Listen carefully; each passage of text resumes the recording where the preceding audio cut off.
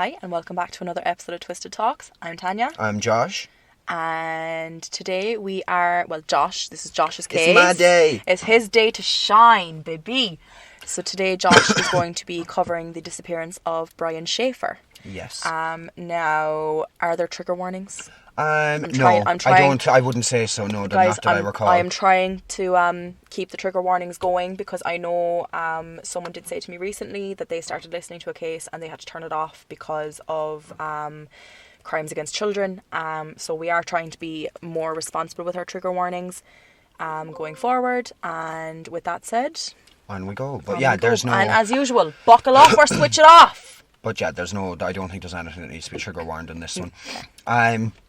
So, Brian Randall Shaffer was born on... There's conflicting reports online, but I'm going by the ones that were on official documents from missing persons reports and things like that. I suppose that would be the most sensible one to go with. The one like FBI and stuff like that. Yeah, I mean, I can't imagine the FBI getting it wrong. Yeah. Brian Randall Shaffer was born on the 11th of February 1979 in Pickerington, Ohio. Sorry, my dad was born on the 10th of February 1970. So they're close.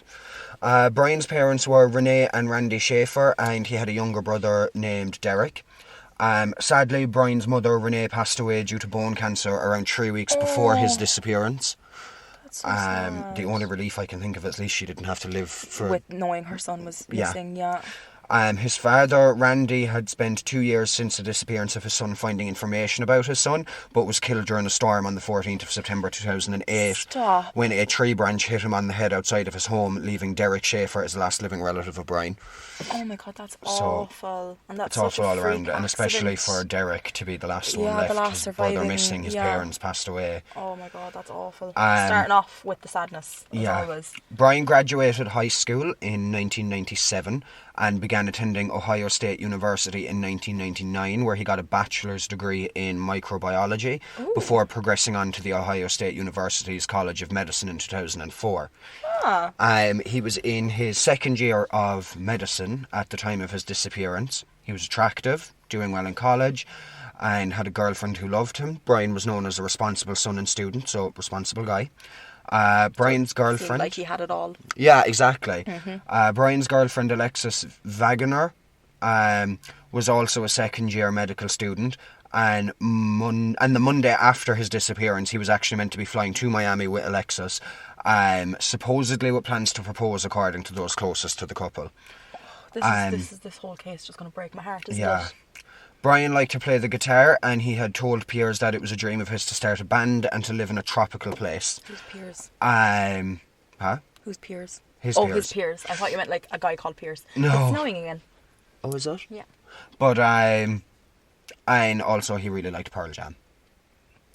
Just throw that in there. Fair enough. That was like his favourite, Fair I enough. think. So it was Friday the 31st of March 2006, and Brian and his roommate William Florence walked to the Ugly Tuna Saloona bar, which was Just go down to the Ugly which Tuna was Saloona. an Ohio State University campus bar on North High Street. At about 10 p.m. that night, Brian was on the phone to his girlfriend Alexis, confirming the trip they'd planned to Miami the coming Monday. And Brian told her he loved her. Obviously, I suppose that's standard when you're on the phone to your partner. Yeah. I wouldn't know. Well, you just heard me do it, so... Oh, there we go. I mean, you're living through me, so... I have to live through someone. Alexis was going to Toledo to see her parents and would be back on the Monday morning to reunite with Brian before their trip to Miami, Florida. Ooh, where he was going to pop the queue. Supposedly, anyway. After a few shots and drinks, Brian and William made their way to the Arena District and Short North, where they had more drinks at some different bars before they met a friend of William's, Meredith Reed. What is that name familiar? I don't know. It must be... Oh, you know what it is? I know. It's a combination of Meredith from Grey's Anatomy and the fact that you used to love the name Alexis Reed. Yeah. There we go. Cracked it. Brian and William then headed back to the Ugly Tuna Saloona with William's friend, Meredith. As confirmed by CCTV footage outside the Ugly Tuna, Brian, William and Meredith used the escalator at around 1:15 a.m. to get to the second story entrance of the bar. Once inside, they bumped into a couple of young women that William knew. It was reported that while at the bar, Brian and William got into a verbal altercation at some point, and William and Meredith lost Brian sometime between 1:20 a.m. and 2 a.m, so they just kind of lost each other, I suppose, among the crowd. Brian was spotted on camera outside at 1:55 a.m, just outside door, I suppose, of the bar, chatting with 2 college-age women. He then walked out of sight of the CCTV cameras, and this was the last time Brian was seen on any CCTV footage. Police have said it appeared that he had gone back into the bar. So then it was about 2 to 2:10 a.m, so it was closing time.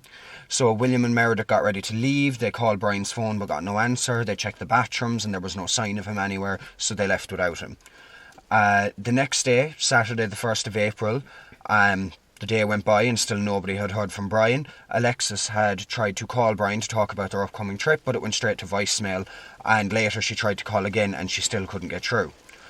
But again, voicemail. So by Sunday morning, Brian's girlfriend Alexis was beginning to get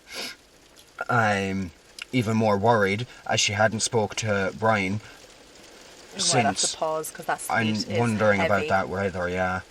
Bear with. Okay, so we've decided the sleet's not that bad. Yeah, it's a bit of ASMR for you Yeah, guys. so deal with it. So she hadn't spoke to Brian since. Yeah, by Sunday morning, Brian's girlfriend Alexis is beginning to get even more worried, as she hadn't spoken to Brian since their 10 p.m. phone call on the Friday night. Okay. The couple were due to leave for Miami the next day, and still nobody had heard from him or even managed to get through to him. Late on the Sunday night, Alexis went over to Brian's apartment to see if he might have come home. He was not there, and Alexis said that she lay in the middle of his bed and sobbed. She just cried. On the Monday morning, Brian missed his flight to Miami and was officially declared a missing person that day. Up to 50 officers searched for him at any one time during the first few days of his disappearance. Police searched the Ugly Tuna Saloon and the surrounding areas, as well as watching any security footage they could get, but they only saw Brian entering the bar, never leaving it. Police also brought out police dogs, but they did not pick up on anything of use. Brian's friends and relatives were all questioned and passed lie detector tests, except for William, who got a lawyer and refused. Yeah, I thought that was strange. That's a bit fucking... Telling the investigators that he suspicious. had told them everything that he knew and he did not wish to go over it again. For reasons unknown, the 2 women Brian was seen on camera chatting with were not asked to take tests. I mean, 2 college-age students, I don't see why they would be suspects, but I also don't see why you wouldn't put them through tests just in case, like, if they were the last better people, safe than if sorry. they're the last people that he was known to speak to, maybe he might have said something to them about where he was going, or if he was going to the pub or something. Now, 5 weeks after Brian's disappearance and after a rigorous investigation, the Columbus police still had no idea where Brian could be. There was no sign that he had used his credit cards. There was no sign he'd used his phone. There was no sign of him using public transport or getting on a flight. So he just vanished. He just disappeared. And his car was still parked in the parking lot of his apartment building. Okay. So he clearly hadn't gone home. You know, exactly. And as well, he has a housemate, doesn't he? Roommate. William is supposed to be his roommate. So. But William's being suspicious. Brian's girlfriend Alexis called his phone every day, but it always went straight to voicemail, except for one night in September when it rang 3 times.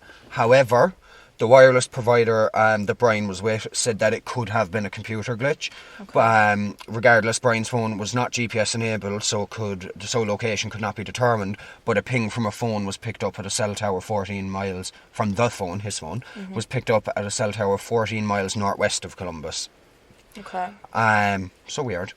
Very weird. Again, could have been a computer glitch, but I find it weird that if it was a computer glitch, why would the phone have pinged off a cell tower? Exactly. But anyway, pinch of salt with that, I guess. And also when it hadn't been ringing all along, and then all of a sudden one night it rings 3 times. Again, yeah, but that could be explained by a computer glitch. Yeah, if it rang 3 times and the then pinging cut of a out, tower, I don't. That doesn't make sense. But I think that's what I'm it means. I think they mean at all. not rang 3 times as in 3 phone calls. I think it means ring like ring, the ringtone and then stop. and then cut off. Yeah, no, that's what I think. I'm assuming. But like, I'm not tech savvy at all, so don't listen to me. So.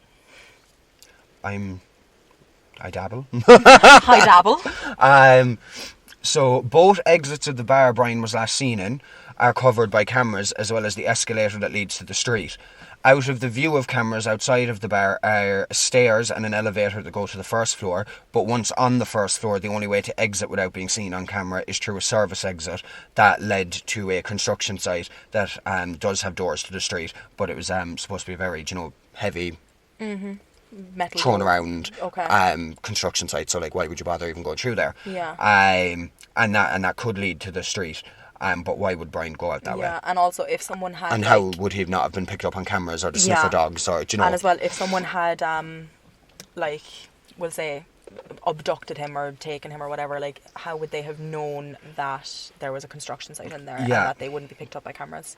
Now, Sergeant Hurst, the lead investigator, said that there is no reason for anybody to want to go out that area. It is heavily under construction and would be difficult even sober.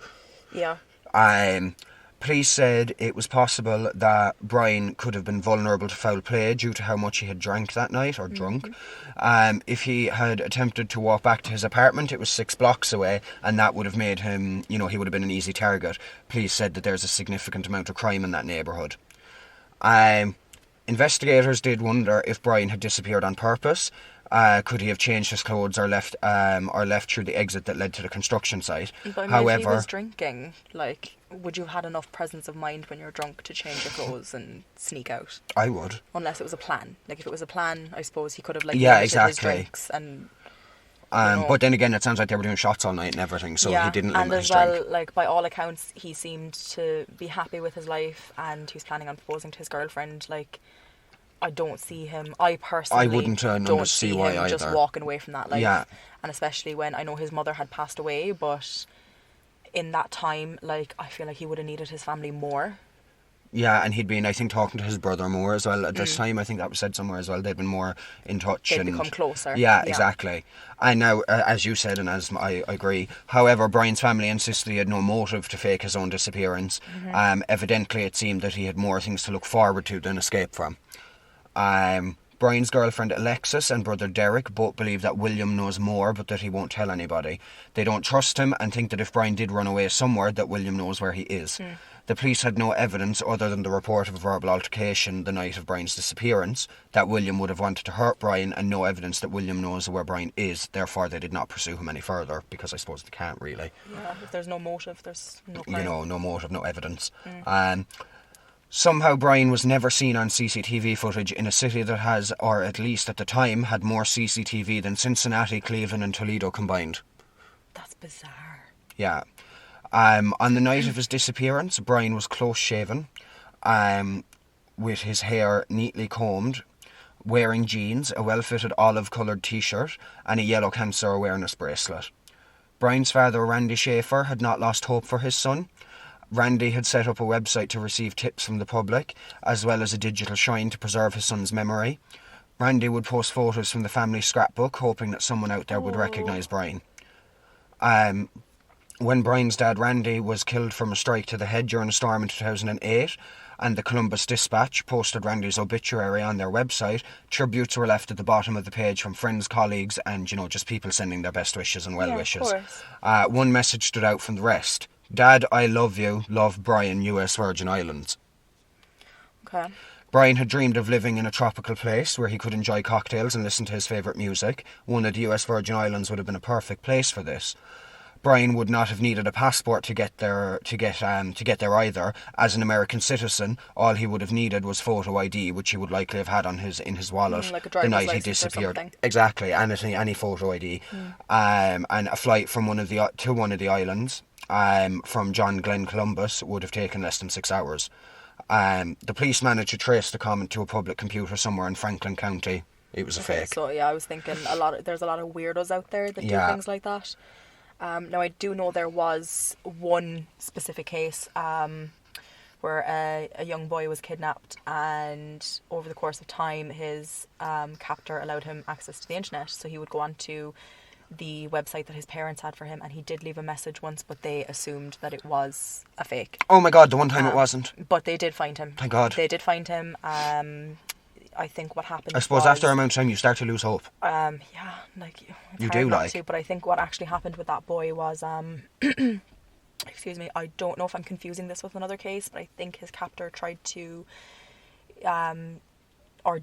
his captor did kidnap another child, and then he helped that child escape, and he escaped as well. Thank God.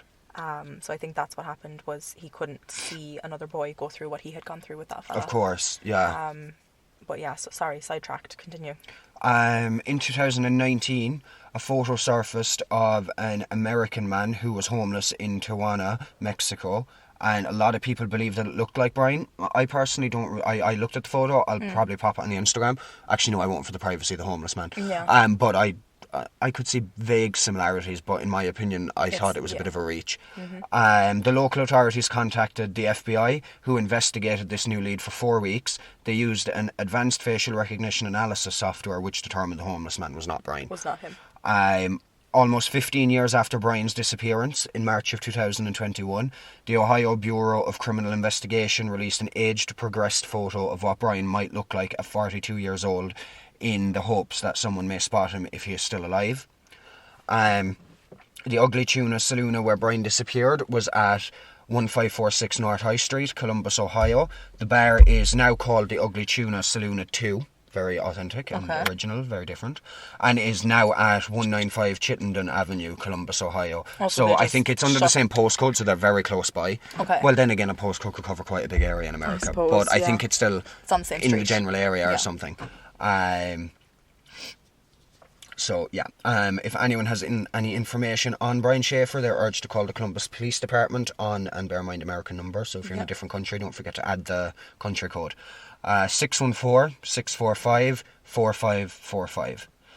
Now, here is, this has actually been a really quick case. We're nearly done. I'm nearly done. So we're going to have to do some chit chat. Okay. There are many different theories about Brian's disappearance. One theory is that he was murdered that night. The police have not definitively ruled out foul play, but it's not very likely, as they've not found any evidence that points to such an incident taking place. There was no forced entry to his home, no footage showing any physical altercations. Sergeant Detective John Hurst does not believe that there was any foul play involved. Another theory is that he may have killed himself, either on purpose or accidentally, even maybe fell if he was if he went into that construction site. Like, one theory is that he fell in the construction site and was covered up with cement. Yeah. But like, the dogs never picked up on anything, and they would have been looking before cement would have been poured, I'd assume. Okay, I actually was thinking myself, maybe William killed him and hid his body somewhere in the construction site, but I suppose with the dogs, surely that the theory dogs is would have ruled picked the scent out. up. But I suppose if he was... No, actually, I was going to say if he was covered with cement or if he was covered by something, they wouldn't smell him, but they would. Probably. Yeah, and even like because of the disappearance, I'd imagine much more would have. It was a weekend, so I imagine Mondays when he was filed missing person, so I assume not much more work would have been done before authorities showed up. And you know, obviously the theory of if he had killed himself intentionally, you know, it could have been, you know, the death of his mother, the stress of college, seeming to have already, his father had described him as already seeming exausted, and that night that he disappeared, and having the argument with his friend that made him a bit more drinking emotional. alcohol may have pushed him over the edge then. Could he have had an accident in the construction area near the bar? Now, Sergeant Detective John Hurst also believes that these theories are very unlikely. People who intentionally kill themselves usually want to be found, and a body has never been found, and the police dogs did not detect anything in the area. The final theory I put in is that Brian disappeared by choice after the death of his mother and his dreams that he had told others about where he wanted to start a band and live somewhere tropical.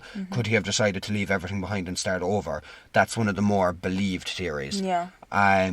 Brian had made it clear to those close to him that his real passion was music and to live in a tropical and warm place.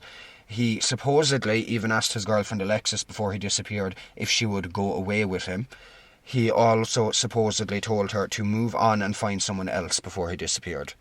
I don't know whether he said move on and find someone else as in broke up, or move on and find someone else as in, you know, if anything ever happens to me, move on and find someone else. But I'm thinking, seeing as the last time they spoke was on the 10 p.m. phone call, was that if he did say to move on and find someone else, I'd say he meant if something ever happened to him or if he ever disappeared. Maybe. Not like, you know, because she was looking for him, they were planning their, and they were going on their trip. So I think it's more likely that was just said, oh, you know, if anything ever happens to me, I don't want you to, you know, maybe I want you to live your life. But I don't know when that was said, whether that was said the night he was out or just previously leading up to the weeks. Maybe it was just a little conversation they had or something. Could have been triggered by his mother passing away or something. Exactly, you know, just kind of thinking about life and how fragile it is.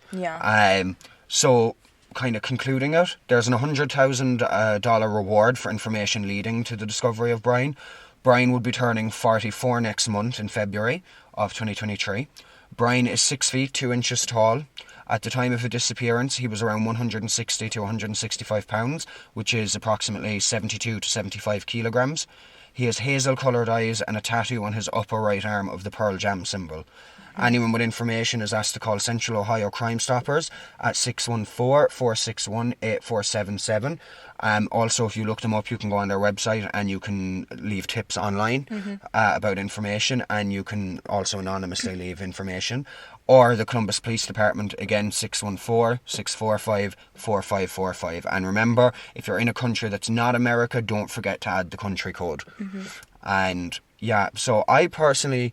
There was one theory I saw from someone online because, you know, obviously with his passion for music, that there was a live band that night, and I think he spoke to them a few times. So if he had planned to escape, could he not have, you know, managed to sneak? Could he not have asked the band to sneak him out with them, with their gear and stuff, and kind of gotten away from the area and then gone on?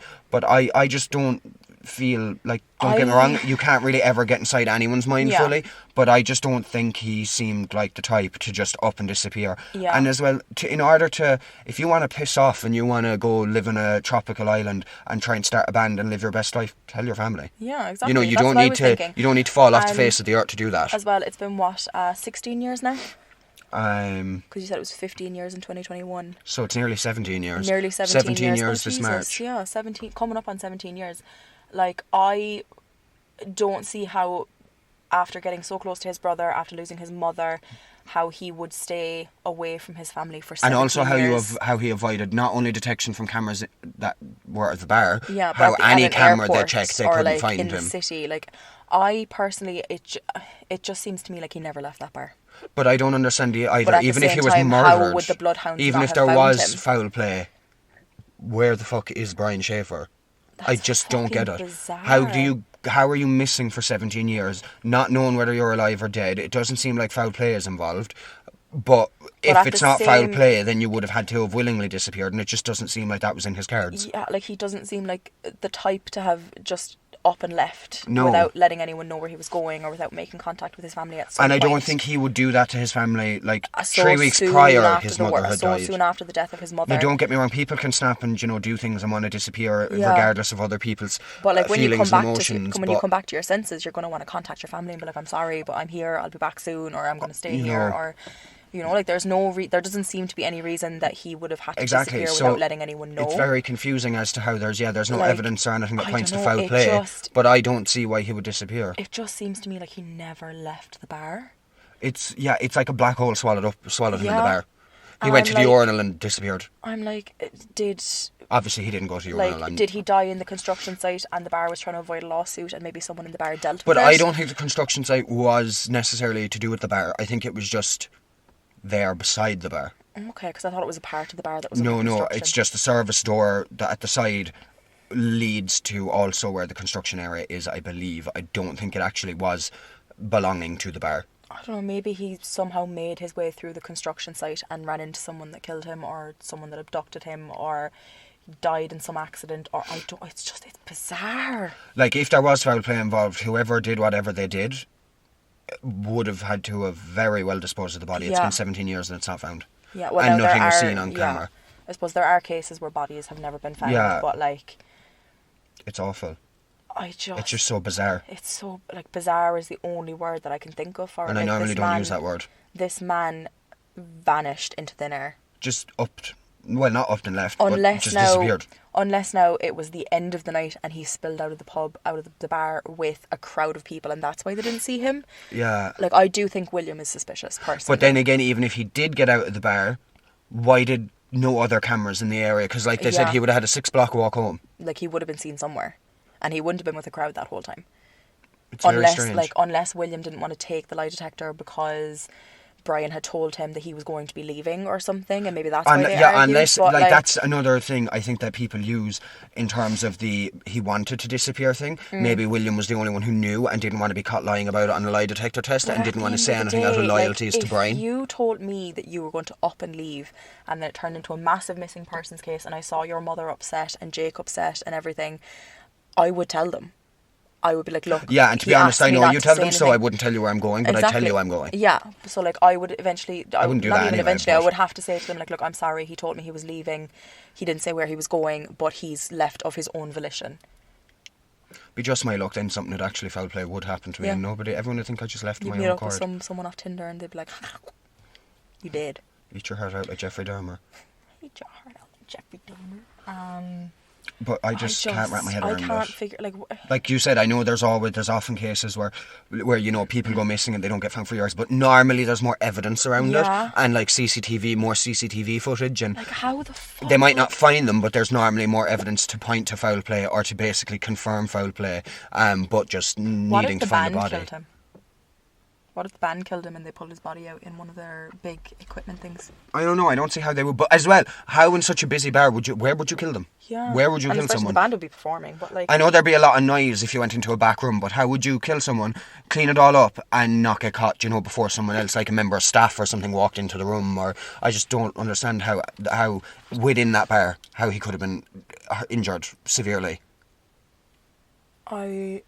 Without someone seeing something or walking in on a clean-up. This is the most bizarre case. This might actually be more bizarre than the Sodder case.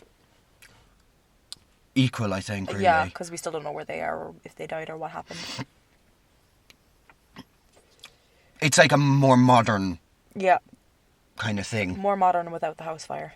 Yeah. I just don't get it. It's crazy because you can't definitively say that he was abducted or that he was murdered. There's literally, that's the thing about it, there's no evidence to definitely say anything. And you can't, like, it's... Also, guys, if you have seen any theories or you decide to look into this case after this episode, feel free to let us know any theories you find that you think are of interest, because... If you've seen Brian, let the police know. Yes, exactly. As I said, I have said those numbers multiple times. So, Central Ohio CrimeStoppers or Columbus Police Department, contact. I'm baffled. Yeah. But I think this is probably one of the shortest episodes we've ever done. But let's just tie it up now.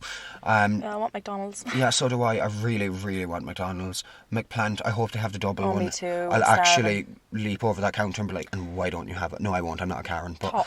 Chris Arum. So, okay, right. Finishing it off, I'm just going to repeat the description and the numbers once more. Just in case. So again, he'll be 44 next month in February of 2023. 6'2" tall. At the time of his disappearance, he's between 160 and 165 pounds, which is 72 to 75 kilos. He has hazel-coloured eyes and a tattoo on his upper right arm of Pearl Jam symbol. Central Ohio CrimeStoppers, you can contact them anonymously or not anonymously. 614-461-8477 or Columbus Police Department 614-645-4545. And again, if you're not calling from within America, don't forget to add the country code. And we'll post pictures of Brian, the age progression picture. And yes, I will attach stuff to the Instagram. We'll try and get a picture of his tattoo, but if not, there is one. There is one. I'll get that. We'll put that up as well. This is wild. But I mean, a lot has been solved in the last year, so who knows, maybe... But I feel like the thing is, a lot of the things that have been solved more recently have been to do with DNA evidence. There's no DNA here. Whereas there's nothing here. Like, the only reason they'd be able to solve something is, let's say, there was a crime, his DNA showed up at the crime, but why is his DNA at the crime? Because as far as we know, he's a decent, stand-up, respectable guy. Why would his DNA be at a crime scene unless he was the victim? Yeah, I'm so confused. I can't even come up with theories because... by all accounts, it looks like there's never left nothing that to bar. base theories off, bar the few theories that we've kind of already mentioned. Because it looks like he never left that bar, but at the same time, if he never left the bar, the cadaver dogs or the bloodhounds would have sniffed him out. Now, I know it might have been a bit of an overwhelming place because bars, alcohol everywhere, that's a lot of strong smells for dogs to deal with. But still, they are trained for this. You'd be surprised though, because a lot of people when they're getting raided, I've seen it in America and stuff, they put around loads of stuff like strong smells like meat and stuff like that because to try and distract them. And sometimes it works, sometimes it doesn't. But I imagine they still would have found something. Yeah. But yeah. I personally don't believe that he just up and left. No, I don't think so either. But at the same time, it doesn't seem like he was murdered or abducted, so I don't know. And there's no CCTV footage anywhere. And even if he didn't get seen leaving the bar, he would have been seen somewhere, because... And remember, this place, they say this city, like I said, had more cameras than Cleveland, Cincinnati and Toledo put together. Now, I don't think they're states, I think they're just cities. Yeah, sorry. But still, it's still a shitload of cameras. Yeah, 3 different cities, sorry, that's states. But anyway, but yeah. So guys, check out the Instagram for the I'll put up a photo of the missing posters and whatnot, and the tattoo and whatnot. And Just on knock the on off my chance glasses that off my anyone face. listening manages to see something someday, remember those numbers. Yes, write them down. Keep them in Ohio your, Crime put them in your Stoppers notes. and Columbus Police Department. You can always Google them. Or you can go to www.crimestoppers.com. I don't think that's the website. Oh, sorry, I'm But look misinformation. up Central Ohio Crime Stoppers And it'll come up. and you'll find it. But yes. That was a wild one. That was a weird A one. wild one in a short space of time. Yeah. But again, once again, thanks for listening. As always, we love you. 5-star reviews, please. Love you. And we're going to go get McDonald's. we're going to go get McDonald's. My plant has my name on it. And mine too. Oh, my stomach's starting to growl. So let's turn it off. The camera off. The camera. The microphone. Bye. Before I start growling. Ciao. Ciao, ciao.